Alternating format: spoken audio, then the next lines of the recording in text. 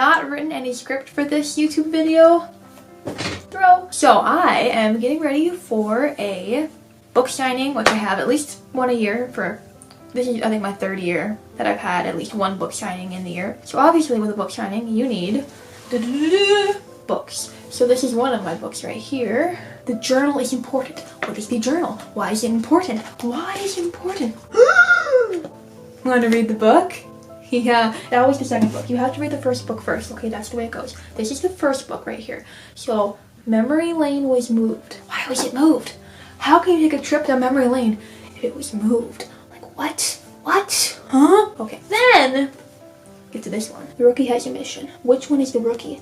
That's the question. Which one is the rookie? Is it the person sitting down or the person walking? Or, plot twist, is it the tree? Is the tree the main character of the story? That is the question. Would you like to find out? So anyway, you do need copies of your book when you're going to a book signing. I'm self-published, so I have to order all my copies. I'm not really sure what happens if you're a traditionally published author. I don't know, maybe either you set up the book signing. I think you might set up the book signing.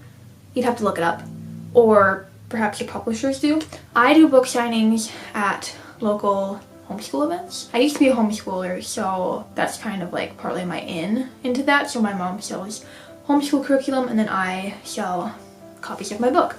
And something I found last year that really kind of helped, it didn't help with sales, but I'm not super really in it for the money. Like, I would like the money, but if I wanted to get rich, this is not the way to do it. Unless I was really smart, like super smart or something. So something that I found that was super helpful was having bookmarks that were bookmarks of the characters that I have in my book, laminating them and then just giving them away for free. So if a kid comes up and is like, oh, I want to get a book, but the mom says no, then you could be like, oh, but you can have a bookmark, and that just totally kind of goes like, hey, you can't buy anything, but this is a really small thing that your mom will probably be okay with. And that just is a nice way of just being like, feeling kind of like you're doing something, like you're not, because with me, generally, I don't sell very many books at my book signings. No, it could be totally different for you. You could sell a lot of books. With me, it's really not very much. It's kind of, a lot of it has to do with interactions. So something I have noticed with book signings is a lot of times people will just walk right by and they might not even see your stand.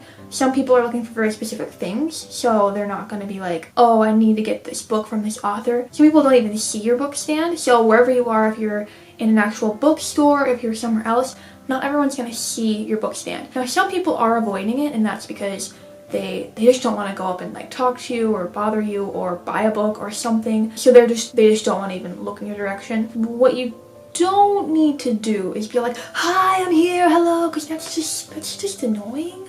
So don't do that. However, you can greet them in a non-pushy way. You can just greet them in like, oh, hi, how you doing? Oh, hi.